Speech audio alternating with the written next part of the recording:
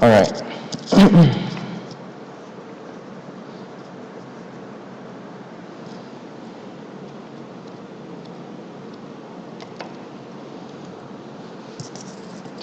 I'll begin my speech in 3, 2, 1.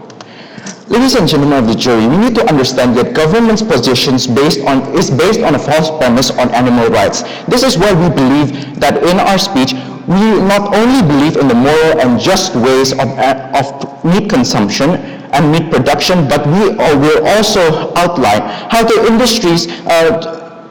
industry and society's sights on and values on what meat production is promulgates them to conduct their ways and conduct their actions in a more environmentally sustainable way, and how current meat standards and how current meat production is already fulfilling the needs that has been outlined by the government side. Now, let me first of all recontextualize this issue and rebut some of the arguments that are being brought by the government side. We firstly find suspect the equalization of animal rights in comparison to human life. Now, we need to understand that animals are not conscious beings. Yes, they do feel pain, as the government said, but unlike animals and unlike humans, they do not have consciousness like humans. They lack consciousness and cannot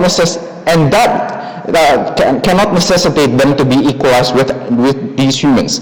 Now, the best case scenario, if equalization of animals towards humans would be occurred, but it would also reduce the significance of human primacy, human reason in this society today. Now, this would lead to a changing environment where humans are becoming the second beings in this hierarchy of human beings. Now, we need to understand that animals do not have the destiny, they do not have the self-consciousness, they do not have the self-fulfillment rights of individuals, and therefore we need to have the control over the animals, and they do not have the rights to self-determine. We give them that. Now, we need to examine again the claims of OG that animals experience pain. Where does this pain originate?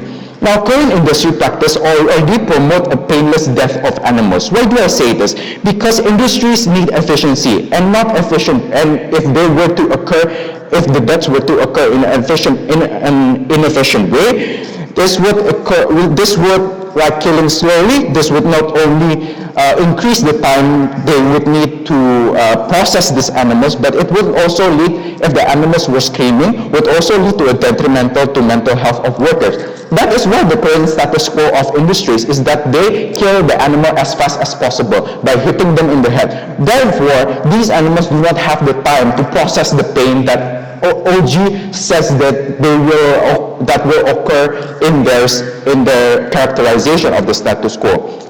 But let me further go on to point out where this pain is located. Well, yes, the animals live in captivity and that they are not free to go anywhere. But why is this necessarily a bad thing? That is what the government side must answer. Because these animals in this captivity, they obtain food, shelter, and they are protected from the environment. That is why we believe that the argument that government brings about the pain that these animals face is moot and irrelevant to the debate, because industry practices today do not have this pain. Now, let me move on to the OG's argument regarding nutrition.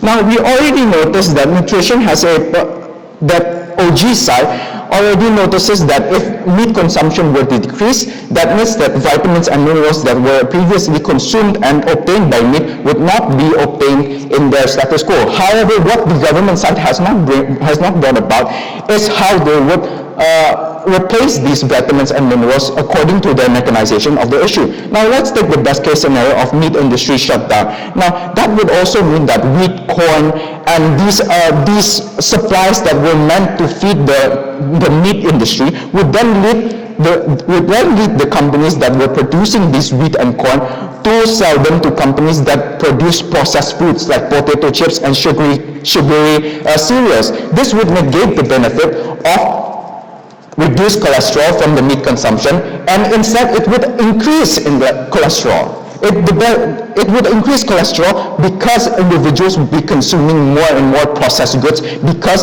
the supply is there but the demand has been gone. Now, let's talk about the impact on the environment. Extensive resources and the problem of methane production in cattle, right?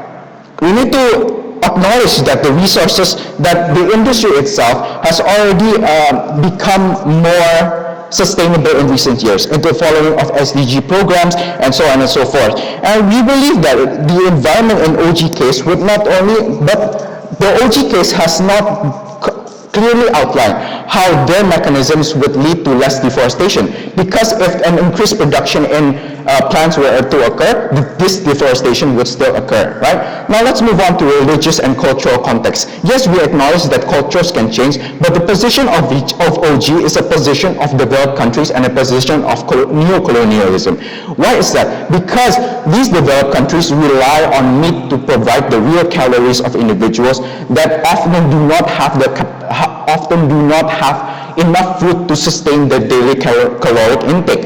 Now, because meat is a more calorie-dense product, that would mean that these meat production would sustain them more indefinitely. But however, OG site has not clearly outlined how their case will replace the needed calories that are required by low and middle income developed countries as well as marginalized individuals. Let's move on to what the government side would bring, right? We want to alternative that we firstly believe that the status quo in its current form is better than the proposed conditions of OG, as we have previously stated, on the basis of nutrients, on the basis of religious rights, and on the basis of the industry practices today. However, what we want to bring is that instead of the glorification and instead of the increased use, instead of the stopping of the processing of meat, we instead would like to glorify the companies that are producing meat.